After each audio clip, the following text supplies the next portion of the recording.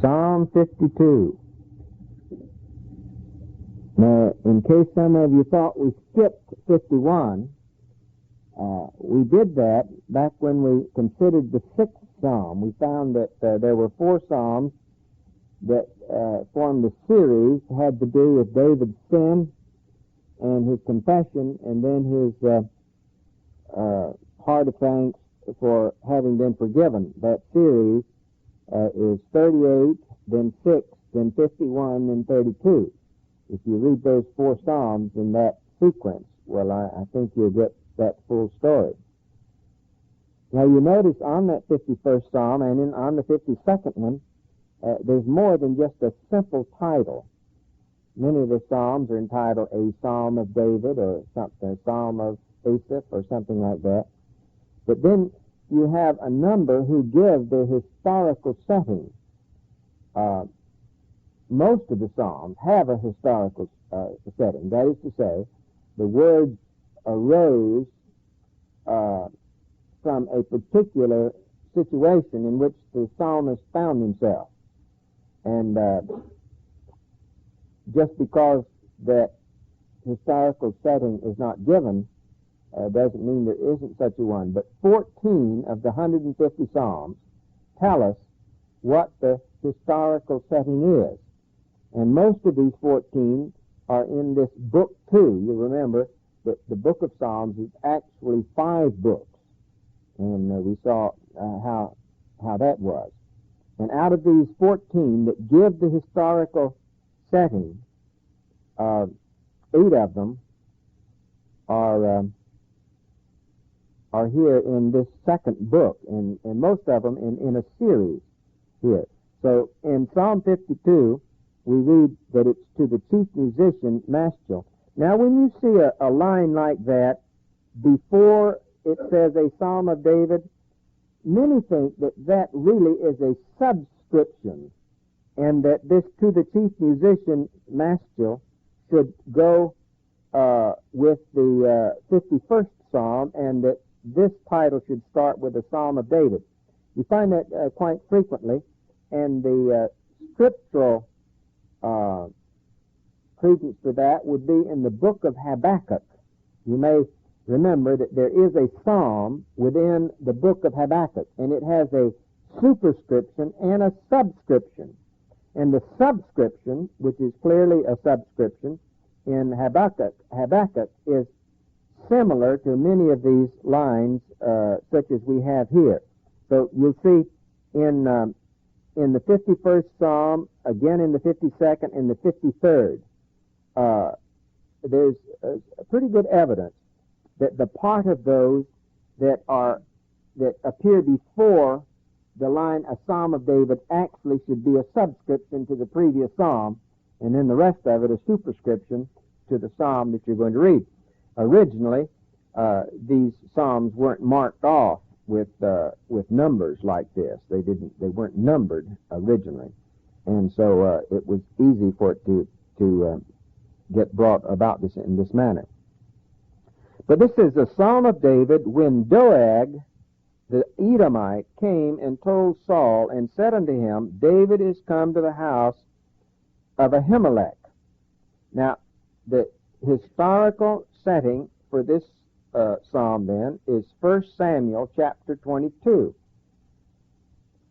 And the story is this. This comes immediately after David had his meeting with Jonathan, the son of Saul, the king, and Jonathan had assured David that his life was in jeopardy.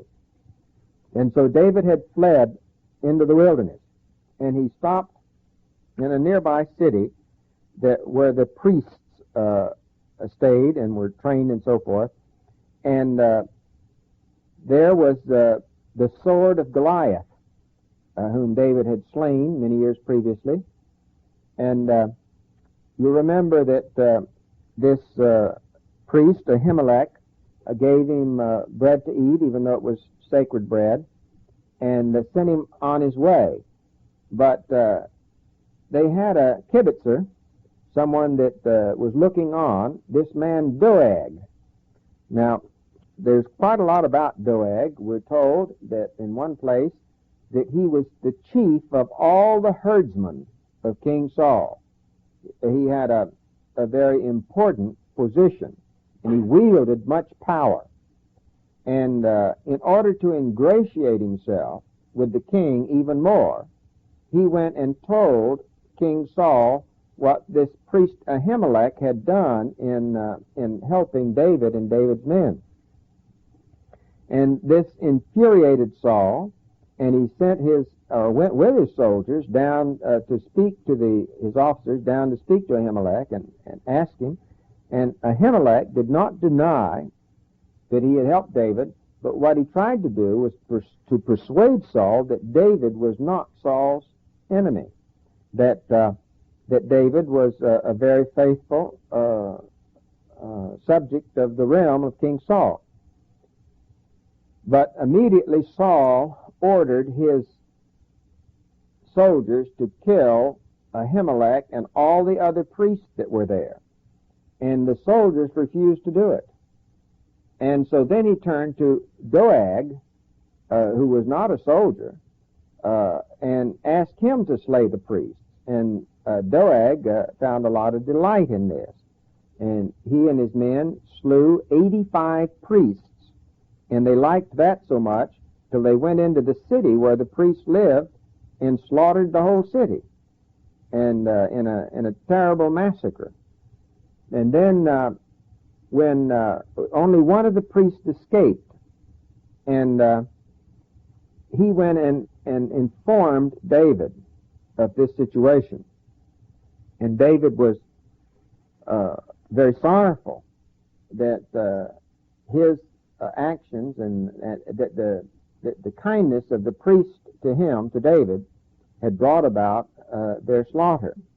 And so this is a psalm that David wrote in order to, he spent some time before the Lord, and this is the psalm that the Lord gave him to convince him that all of this is in the hands of the Lord.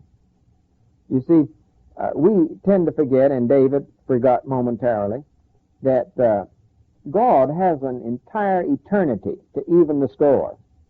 And it's no particular tragedy to God whether one of his servants, for instance, lives on this earth for 40 years or for 60 years, or more or less. Because if one of God's servants are extended along the way, God can make all of that up. He's not restricted to what happens on this earth to even matters up. But we tend to say, oh, what a terrible pity, and that such a thing had to happen. And so what David is going to do in this psalm is to give us the right perspective when we see that type of thing. You know, very often we see, well, look, he was such a promising young man, and here he's wiped out overnight in an automobile wreck or something like that. Recently, I had a missionary in my home. His name is Ivan Schoen.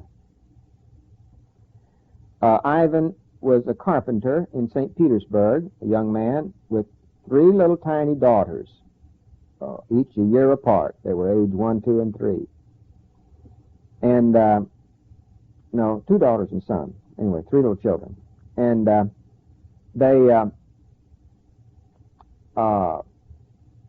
he heard the story of these, in 1956, he heard the story of these Alca Indians who murdered these 5 young men.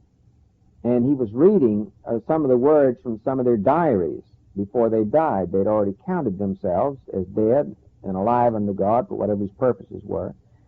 And he read the attitude of the people. And then he read how the sister of one of them had gone down into the tribe, and because she was a woman, they didn't kill her.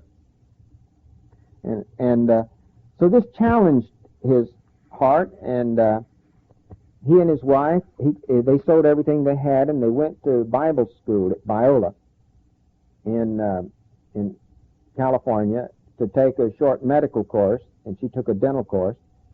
And then they went with West Indies Mission down to the border of Suriname and Brazil, way down in the jungles, to look for an Indian tribe which had never been seen by a white man, and had no contact with other people. They were completely nomadic. And they went down and lived in a tribe whose language had never been written, and they learned this language, and they were able to lead almost the whole tribe to Christ after it took them years to learn the language. They went down there. They finally got down to the jungles in 1961. And they have since induced some other young Florida people to go down there. Art Yoner and his wife, and from Tampa, pastoral church in Tampa, Interbay Faith Chapel, and also the Roy Lytles. And these three couples have been down there in Suriname, and they have found this lost tribe that had never had any contact with the outside world. And well, Ivan and his wife were in our home, and also the Indian chief of the tribe there that they had lived with. And I was questioning Ivan about the matter of his taking his wife and three little children down into the jungles like that, where so many had been slain by hostile Indians and so forth. And he said that the reason he was able to do that was because God had given him an eternal perspective, and that he wouldn't have been able to do it otherwise. And so this is what David is doing here. So it'll be interesting. This is a rather tragic situation. David, from a human standpoint, had been responsible for 85 priests and all of their friends and relatives and their whole city to be massacred. And this would get anybody down, wouldn't it? To know that because somebody befriended you, that such a fateful thing had happened. Now, before we read this, though, we want to say a little bit about the fact that it says here that Doeg was an Edomite. Edomites are very important in the Scriptures. There are several entire chapters in the Bible that have to do with nothing but Edomites. As a matter of fact, the entire book, one-chapter book of Obadiah, is about nothing but judgment on Edom. That's the sole subject of the entire book. And there are other chapters where the entire chapter concerns itself with the Edomites. I believe one of those chapters would be the 35th chapter of Ezekiel, for instance. But let's look back in Genesis and make sure we understand who an Edomite is because there's much about Edomites in the Bible. Genesis chapter 36, and this entire chapter is about Edomites, as I said, several other chapters. Genesis chapter 36, verse 1. Now these are the generations of Esau, who is Edom. Now Edom is the name of a country, but in the Bible the names Edom and Esau are used as synonyms, as it is here, because Edom was inhabited by the descendants of Esau. In Ezekiel, Edom is called Mount Seir because that was the mountain upon which their capital was. So when you see Esau, Edom, or Mount Seir in the Bible, it means the same thing. That is after the death of Esau. No, and so in chapter 36, verse 1, now these are the generations of Esau, who is Edom. Verse 8, thus dwelt Esau in Mount Seir. Esau is Edom. In verse 19, these are the sons of Esau, who is Edom. Verse 43, last line, he is Esau, the father of the Edomites. Now, when the Bible repeats something like that over and over again, it has significance. It's significant that he keeps telling you that Edom is Esau. Now, before we leave here, we want to look at another verse. Look in verse 12 of this 36. And Timnah was concubine to Eliphaz, Esau's son, and she bore to Eliphaz Amalek. These are the sons of Adah, Esau's wife. Now, Esau and Amalek are used throughout the Scriptures in a figurative as well as a literal way. You'll remember when the children of Israel came out of Egypt, God took them down into the desert to instruct them. He gave them the Ten Commandments down there. He gave them the system of approach to the tabernacle. And then he told them to go into the promised land. And there were 7 groups of people who hindered their progress into the promised land and tried to keep them out.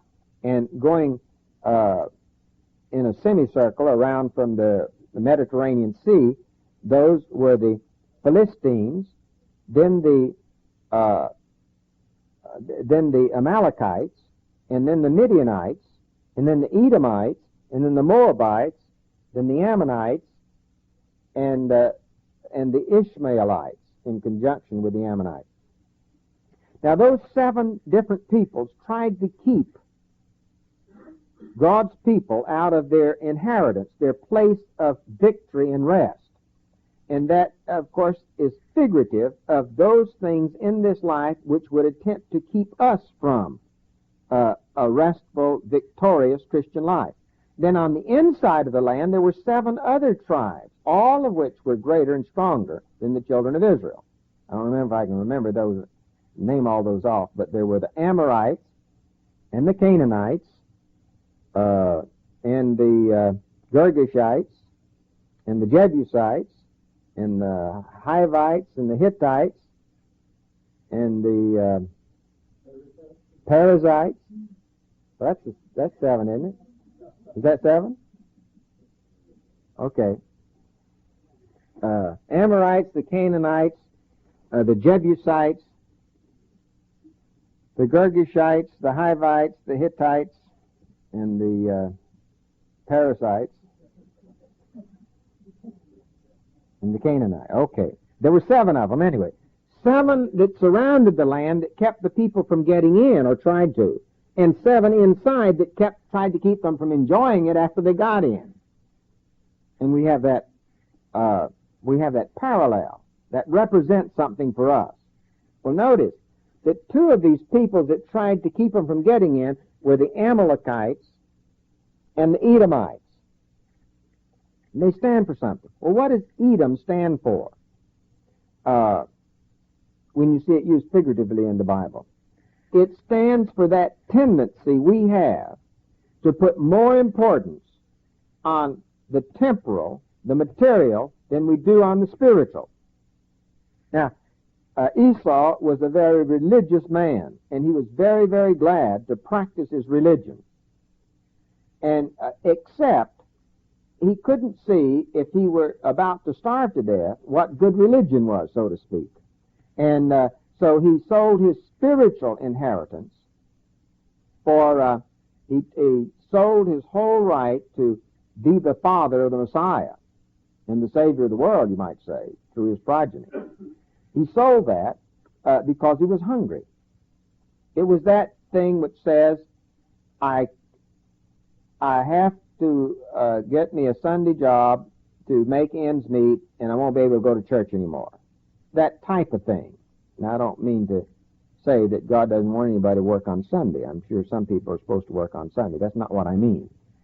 I mean, taking the attitude that you've got to give up spiritual sustenance for yourself or your family to meet your economic and material needs. Now, that's being an Edomite. In other words, when it comes down to a push and a shove, which do I put first? We have the tendency to put the physical, the material, first. Now, I see that all the time. I'm on the board of directors of Lakeland Christian School, and I had one lady that said to me, she says, well, I know that my child would be much better off spiritually in the Lakeland Christian School, and I would love for my child to be there, and there's only one problem, that you don't have a band, and I want my child to play in the band. And she thought that was a beautiful reason. I mean, she gave me all the reasons why. I mean, I didn't have to give her a reason. She gave me the reasons why she should have her child in Lakeland Christian School for the spiritual reason. But the problem is they don't have a band. Now, that's the type of thing that, well, by the way, they do have a band now.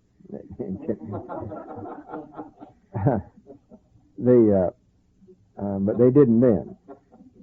So if you hear they have a band, you thought I got my facts mixed up. This was 2 or 3 years ago. But it's that type of thing. Now, Amalek is the grandson of Edom. And Amalek means catering to fleshly cravings. Catering to the flesh, and that's what this other leads to. It's the grandson, so to speak, of putting material things first. Now, you may remember that Amalekites were very prominent in the life of Saul.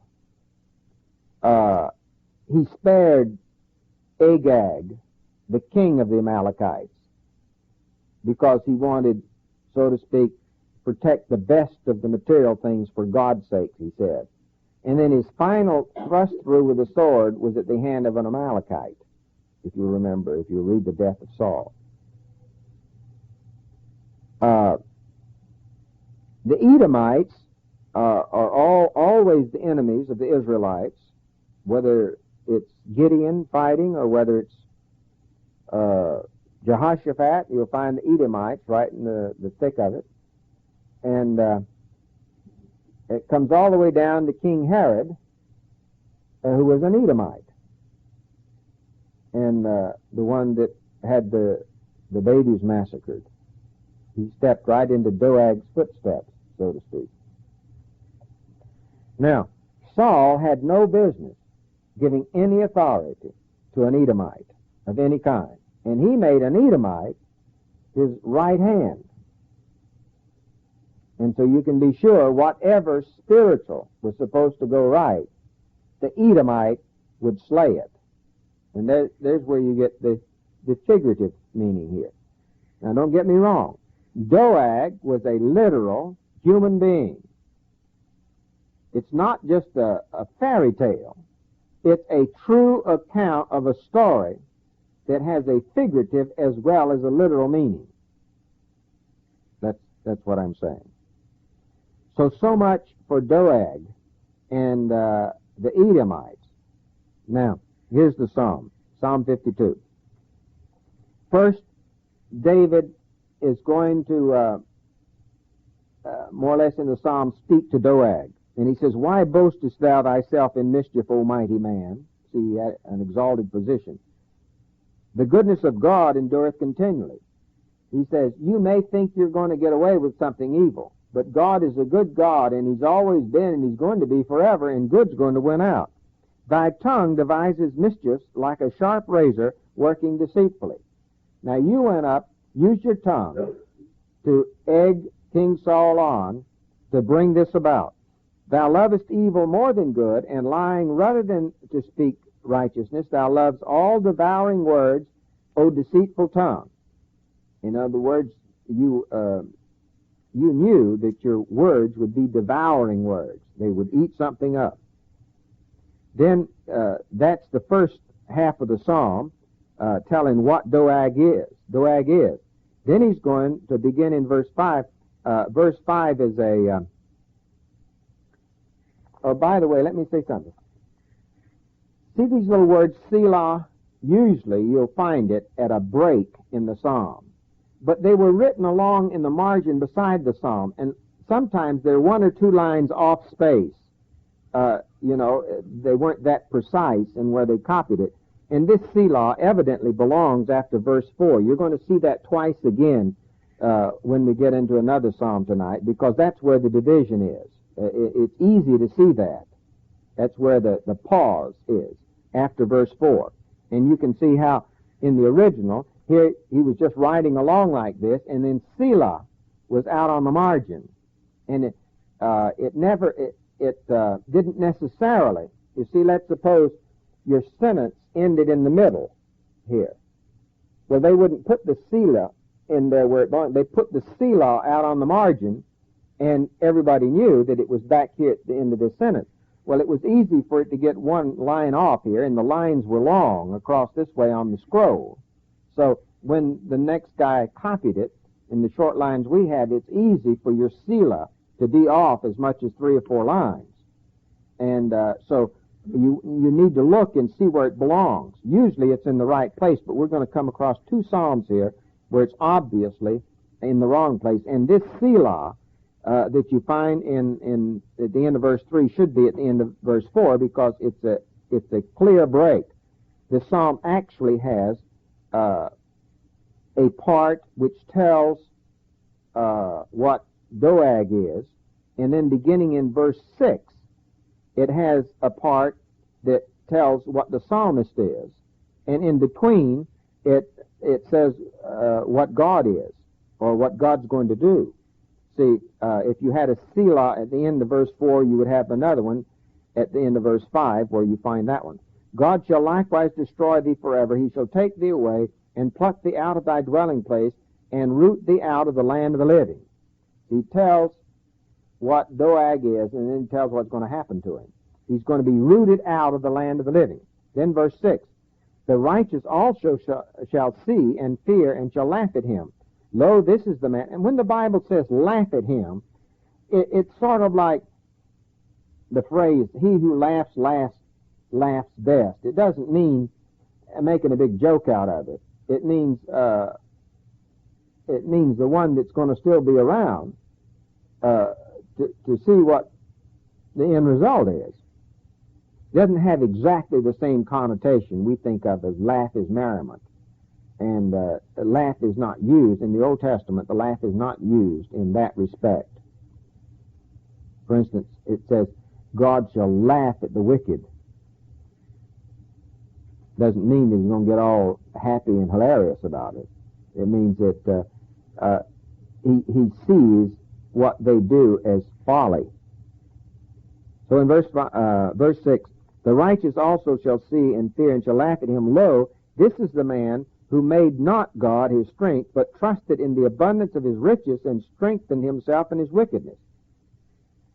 See, Doeg had achieved much wealth because of his position, and he wanted to strengthen his position, and he did it through wickedness. He didn't mind being wicked if that would give him gain. Now this verse 8, but I am like a green olive tree in the house of God. I trust in the mercy of God forever and ever. I will praise thee forever because thou hast done. I will wait on thy name, for it is good before thy saints.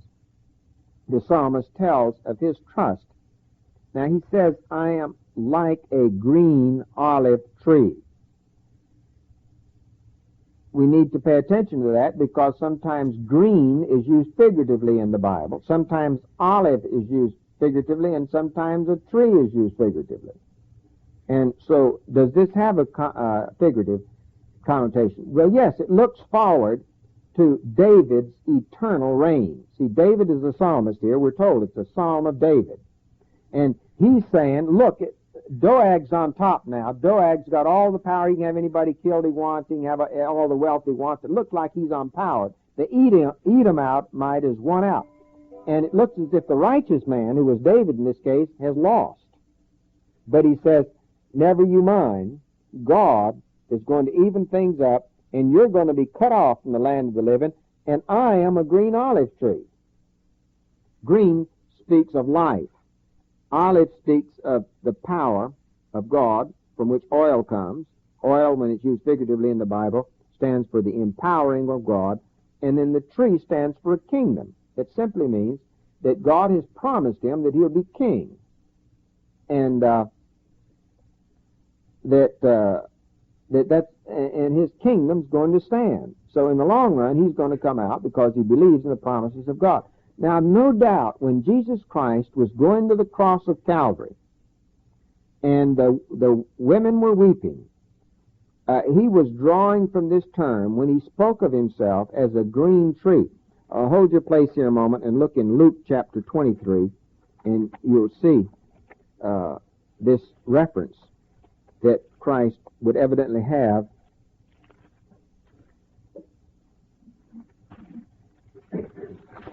in Luke chapter 23.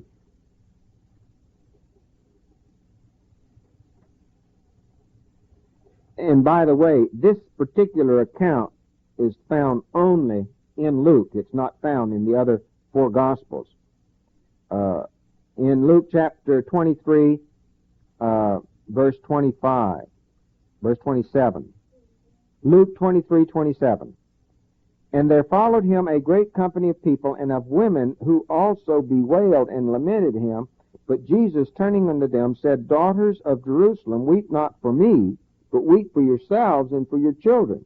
I see they're on their way to Calvary. He's been sentenced and they're on their way to Calvary. For behold, the days are coming in which they shall say, Blessed are the barren and the women and the wombs that never bore, and the breast which never nursed. Then shall they begin to say to the mountains, Fall on us, and to the hills, cover us. For if they do these things in a green tree, what shall they do in a dry? Now, Jesus is calling himself here a green tree because he's a king and he's living. And and there's a sense in which he couldn't die. He's going to be a living king right on. And he said, if they can do something like this to someone like me, what do you think they're going to do to a dry tree? That is, the kingdom of Israel that's dried up. He was forecasting the time when the Roman armies would come in 70 A.D. and obliterate the Jewish nation in their capital of Jerusalem. He's weeping for the daughters of Jerusalem, and he's telling what's going to happen to Jerusalem. So he's saying, look, if the Roman power can turn me over to be crucified, if they can do that to a green tree, what do you think they can do to something lesser? He's calling Israel a dry tree. And that wouldn't be the only reference to that case. So back in our psalm, David speaks of himself as a green olive tree. In other words, he has got the right perspective here. He knows that in the end result, Doeg is going to be the loser. And whoever was righteous among those priests that were slain are going to be the living ones. And that he is going to be on top in the long run. And so when we see things that don't look as if they were going right, then this is the perspective that we need to have. Our next psalm is Psalm 53. And this psalm is almost identical to Psalm 14. And we've already considered that psalm. There is one interesting difference. 4 places where you have the name God, which is a translation of the Hebrew Elohim or Elohim. In the 14th psalm, you have the Lord, which is a translation of Jehovah. What they did was, you see, as we pointed out, those of you that have been here before, you have 5 psalms, and they grouped the psalms in book 1. They grouped in that book the Jehovah psalms. That is to say, the psalms that spoke of Jehovah, God. And in the second book, they grouped together those psalms which had to do with Elohim God. It's the same God, but a different way of expressing God. Elohim is God in his essence, you'll remember. He is God seen in his omnipresence, his omnipotence, his omniscience, And as he manifests himself in being the creator, he's God in essence, in his power and strength and so forth. Jehovah is God as he has to do with man. God who has come down to us. Now, the first book of Psalms, which progressed through the 41st Psalm, were Jehovah Psalms primarily. And the second book are Elohim Psalms. And evidently, God wanted this psalm put in both books. And it was done that by changing the name. Look, you see the name God in verse 2? Well, if you read this same psalm, which is Psalm 14, it would say, instead of God looked down from heaven, it would say the Lord looked down from heaven. And in the original language, instead of saying Elohim looked down, it would say Jehovah looked down. And then in the fourth verse, the last phrase, they have not called upon God. Well, in the 14th Psalm, it's they've not called upon the Lord. And that's the major difference in this psalm. Very interesting. God is pleased to put the psalm in two different places. Now, that's not strange. You're going to come across other situations. In fact, we're going to come across a psalm. Psalm 108, for instance, is a compilation from Psalm 57 and Psalm 60. We'll see as we go along. So, and we've already found out that Psalm 118 is a very long, not 118, but Psalm 18 is a very long psalm, and it's reproduced in its entirety in 2 Samuel. And we'll find some other psalms that are reproduced elsewhere, for instance, in Chronicles. So, this is the only psalm where you have the whole psalm reproduced twice in the book of Psalms. But you have a number of them where sections are reproduced, and we'll come across that. Anyway, we want to go on now to Psalm, we'd normally go to Psalm 54, but that's another one of those that we've already done. It's one of the historical psalms. See, it says, a psalm of David when the Ziphites came and said to Saul, doth not David hide himself with us?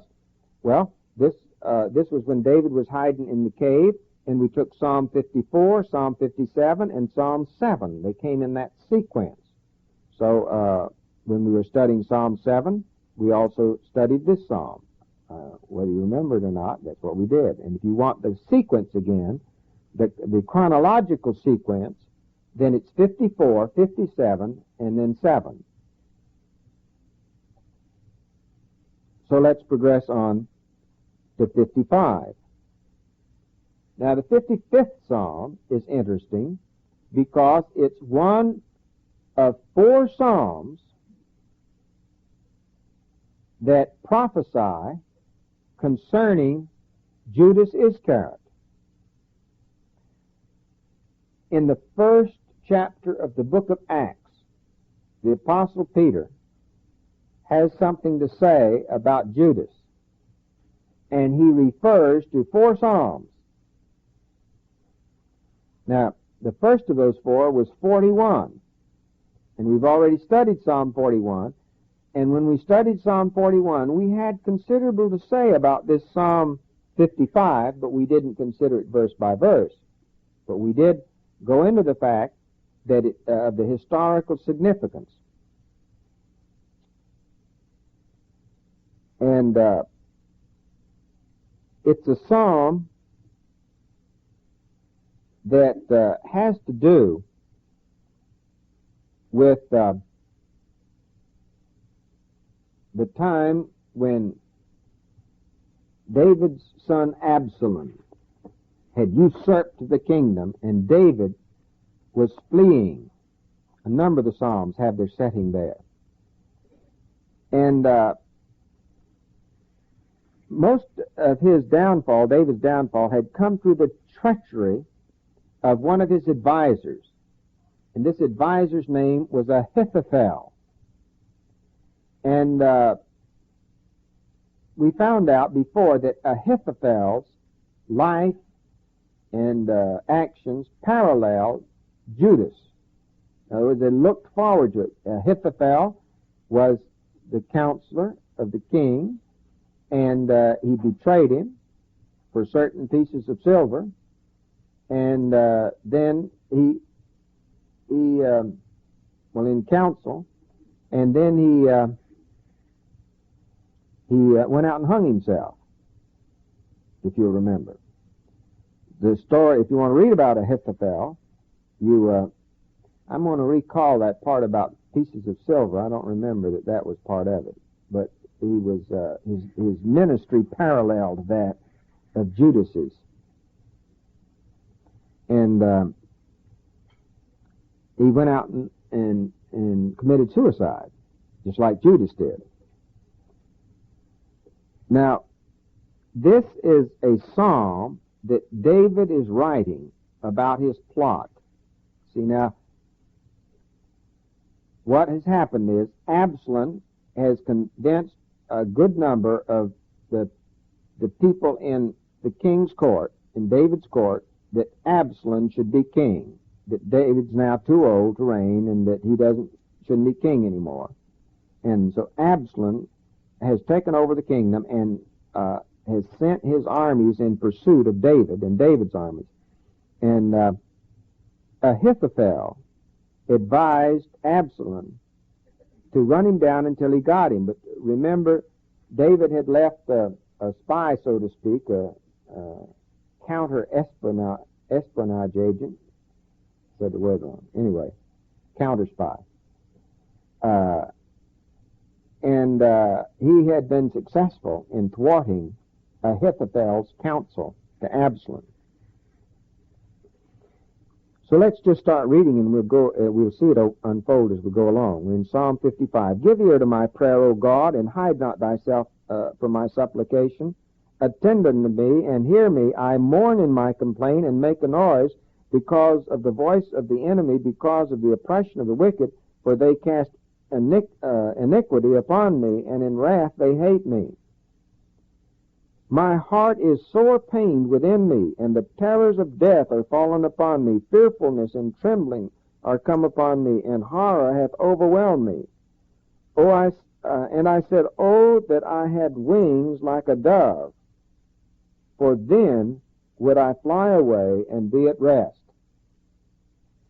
See, he was in a strait. He was backed up against the Jordan River, the armies of Absalom coming to get him, and he was pressed in on all sides. Lo, then, would I wander far off and remain in the wilderness. I would hasten my escape from the windy storm and tempest. Destroy, O Lord, and confuse, or confound, or divide their tongues, for I have seen violence and strife in the city. Day and night they go about it upon the walls. Mischief also, sorrow, and in the midst of it, wickedness is in the midst thereof. Deceit and guile depart not from her city, her streets. Now see, he's out in the wilderness, and he's thinking back upon the city, and he's seeing all of this intrigue that went on, that brought about his overthrow, and he's looking upon his city. Now, if you'll notice, most of these same words could be the words of Jesus Christ as he was there in the Garden of Gethsemane, Judas Iscariot having betrayed them. He was out from the city. He was almost in the same situation. And he could look back towards the city, and there was all this deceit and guile and so forth going along. Now, remember, when we have one of these psalms that could stand for David's words or Christ's words prophetically, you must not try to put every word in the mouth of Christ under his circumstance, for instance, because, you see, David doesn't represent Christ in every aspect. For instance, David sinned and Christ didn't. Christ was God. David wasn't. Verse 12. Now, from verse 12 through verse 14, you have the prophecy concerning Judas. And the reason you can know this is a prophecy concerning Judas is because Peter lets you know that in Acts chapter 1. We'll look at it in a minute. Psalm 55:12. For it was not an enemy that reproached me, then I could have borne it. Neither was it he that hated me and did magnify himself against me, then I would have hidden from him. He says, look, if it had been somebody that had held himself out to be my enemy, I could have thwarted it. And if it had been somebody stronger than me that I knew was against me, I could have hidden myself. But this was my counselor. But it was thou, a man mine equal, my guide, and my familiar friend, or mine own acquaintance. We took sweet counsel together, and walked in the house of God in company. He says, we were right there together. Now, let's see where this is historically in reference to, first to David and to Ahithophel. Turn back to 2 Samuel, chapter 15.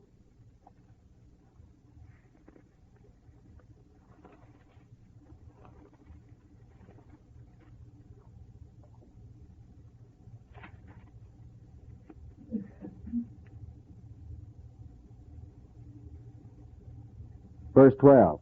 2 Samuel 15:12. And Absalom sent for Ahithophel, the Gilonite, David's counselor, from his city, even from Gilon, while he offered sacrifices, and the conspiracy was strong, for the people increased continually with Absalom. See, it was through this league of David's own counselor, his own familiar friend, and conspiring with Absalom. Then in verse 31, and one told David, saying, Ahithophel is among the conspirators with Absalom. And David said, O Lord, I pray thee, turn the counsel of Ahithophel into foolishness. Then and this is when he sent his other counselor. Now, in verse 20, in chapter 16, verse 20, then said Absalom to Ahithophel, give counsel among you what we shall do. And Ahithophel told him what to do. But in chapter 17, verse 23, and when Ahithophel saw that his counsel was not followed, he saddled an ass and arose and got home to his house, to the city, and put his household in order, and hanged himself and died, and was buried in the sepulchre of his father.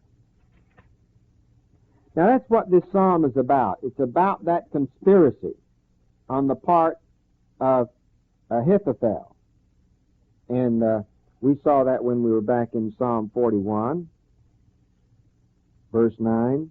Yea, mine own familiar friend, in whom I trusted, who did eat of my bread, hath lifted up his heel against me. Then we found 2 other psalms. We're not going to those now, but let's look for a moment in Acts chapter 1 again. We did this when we were studying the 41st psalm, remember? But just so we can tie it into this one.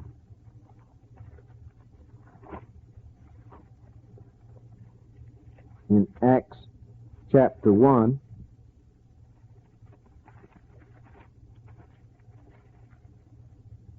verse 15. And in those days Peter stood up in the midst of the disciples and said, the number of the names being together was about 120, Men and brethren, this scripture must needs have been fulfilled, which the Holy Ghost by the mouth of David spoke before concerning Judas, who was guide to them that took Jesus. He's referring to this back in 54:13, where it says, a man mine equal, my guide, my familiar friend. He says here, that it's where David spoke, and that was a Psalm of David, number 55. Now let's go back to our 55th Psalm, and we can see again, we're going to read this again, and you can see that it pictures two men. It's a picture of Ahithophel that betrayed David. It's also a picture of Judas, who betrayed Christ, because Ahithophel prefigures Judas, just as David prefigures Christ.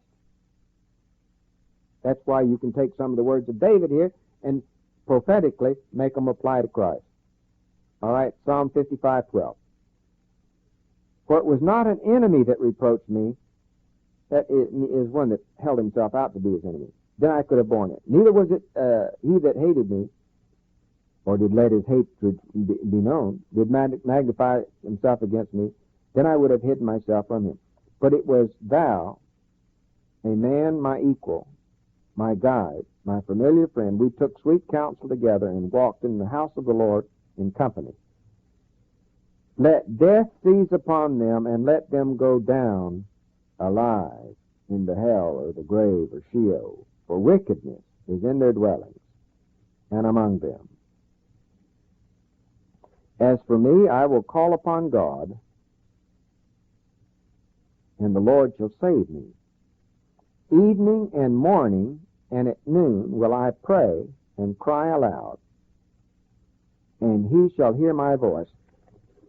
Now, did you know these prayers that he prayed in the morning, in the noon, and in the evening are recorded for us? You remember? They're back in the 3rd, 4th, and 5th Psalms. When we were back there, let's look back there a moment and see.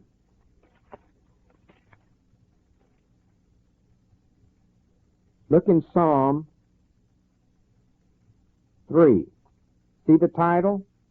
A Psalm of David when he fled from Absalom his son. Now notice he said, back in Psalm 55, he prayed in the evening and in the morning. All right, in Psalm 4, you have his evening prayer. In Psalm 4, verse 3, but know that the Lord hath set apart him who is godly for himself. The Lord will hear when I call unto him. Now here's his call. Stand in awe and sin not. Commune with your heart upon your bed and be still. Now look, verse 8 of Psalm 4.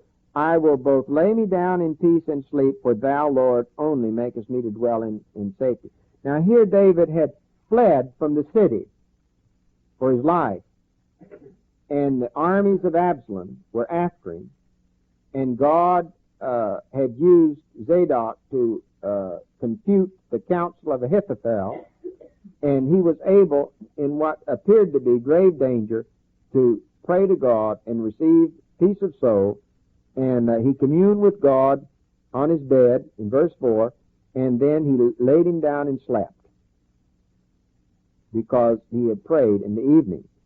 Now, the logical order of these Psalms 3, 4, and 5 would be 4, 3, and 5, because you can see it begins with the evening, and then in the morning, verse 3, Psalm 3, he praises God. See, Lord, how are they increased that trouble me? Many are they that raise up against me. Many they are who say of my soul, there is no help from him in God. But thou, O Lord, art a shield for me, my glory, and a lifter up of my head. I cried unto the Lord with my voice, and he heard me out of his holy hill. I lay down and slept. I awakened, for the Lord sustained me. You see, this belongs in the next morning. He's praising God. Now, in Psalm 5, he's going to offer his morning prayer.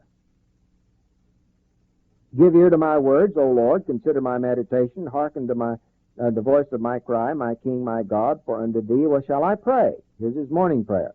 My voice shalt thou hear in the morning, O Lord. In the morning will I direct my prayer unto thee, and will look up to thee, for thou art God, who hath no pleasure in wickedness. Now, he prays for daily guidance, and the verse 8 could very well be his noontime prayer. Lead me, O Lord, in the righteousness because of mine enemies.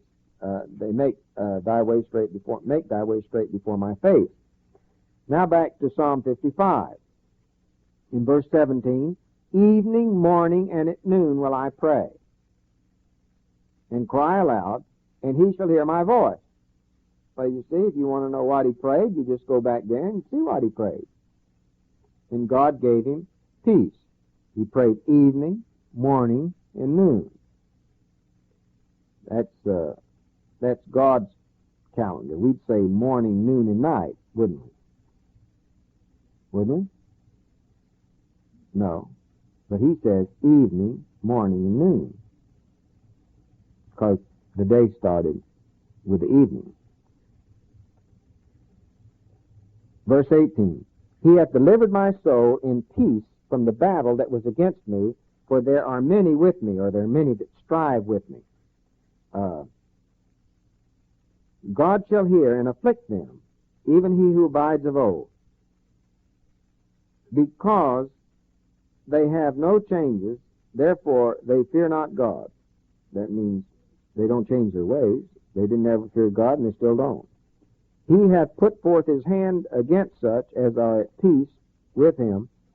He hath put forth his hand against such as are at peace with him. He hath broken his covenant. This is speaking of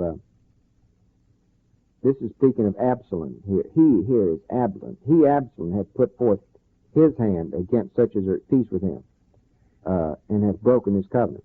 The words of his mouth were smoother than butter. This is talking about Ahithophel. When he was still pretending to be David's friend, and all the time he was counseling with Absalom. But war was in his heart, see? The words of his mouth were smoother than butter, but war was in his heart. His words were softer than oil, yet they were drawn swords. Now in verse 22, we have a verse which no doubt is where Peter drew from in the power of the Spirit to give us that precious verse in 1 Peter 5:7. You recognize this? Cast thy burden upon the Lord, and he shall sustain thee. Somebody want to quote 1 Peter 5:7? Casting all your care upon him, for he careth for you. Cast thy burden upon the Lord, and he shall sustain thee. He shall never suffer the righteous to be moved. But thou, O God, shall bring them down into the pit of destruction. Now watch this next prophecy. Bloody and deceitful men shall not live out half their days, but I will trust in thee.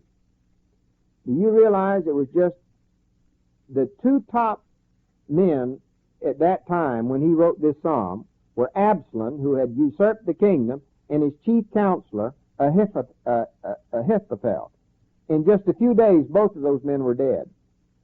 And they were both bloody and deceitful men, and certainly, I don't know how old Ahithophel was, but certainly Absalom never lived out half of his days, because just a few days later, he was hanging. Both of them hung. One hung himself, and the other hung accidentally. But both of them died by hanging from a tree. And so this psalm really, this prophecy really came true. He says, but I will trust in thee. And of course that's the mark of a Christian, that just somebody that really is God's man, who just, regardless of the hopelessness of the circumstances, he just trusts in God. And that's why God could call David a man after his own heart.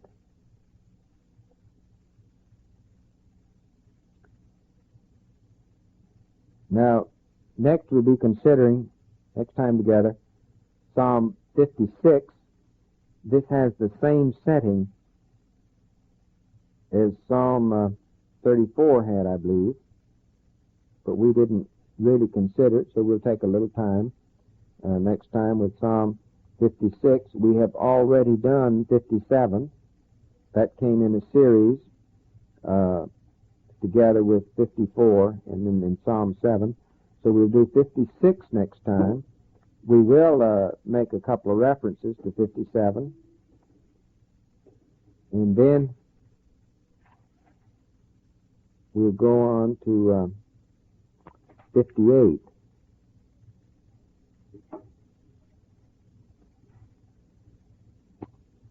So we have several of these right in this area with this historical setting is given to us right at the top of the psalm itself.